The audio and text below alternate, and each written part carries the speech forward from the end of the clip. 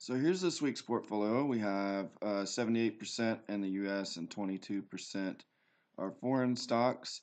Over here in the style box, we've got all of the companies, and we have 20 in the portfolio.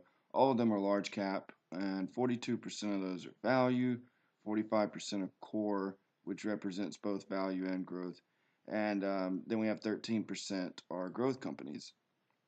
Then down here in this sector split up, this is pretty similar to the prior weeks of portfolios that we've built, where we were kind of underweight on cyclical and more overweight on defensive. Our financial services are in line with that of the S&P 500. However, we're very underweight on basic materials, consumer, cyclical, and real estate. And coming over here to the sensitive sectors, our communication services are in line, but we're way overweight on energy, underweight on industrials, and about in line with the S&P 500 and technology. Coming down to the defensive, it looks like most of our portfolio is in the healthcare sector.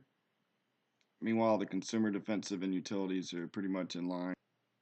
And so, just like our prior portfolios, the energy, technology, and healthcare sectors represent the largest three sectors in our portfolio, and this time they represent about 74% of the portfolio in total. So let's go down to a few statistics here.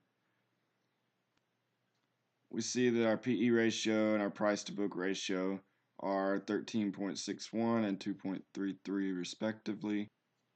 And those are about 82% and 80% of that of the S&P 500.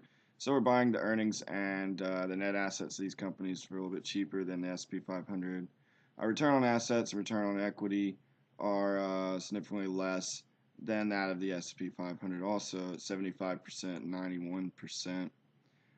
Expected 5-year growth on the earnings per share is about 8.36, and that's about 80% of the S&P 500's expected growth, and that's in line with how value companies should land.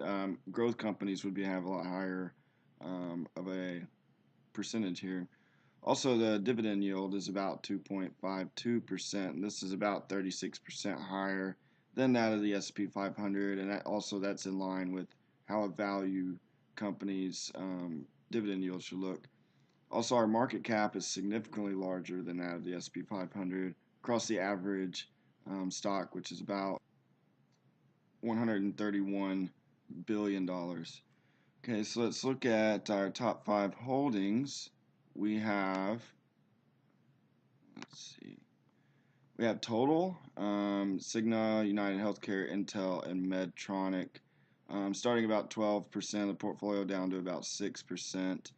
And you can see that these fall in line with the sectors that had our highest holdings, like the energy, healthcare, and technology.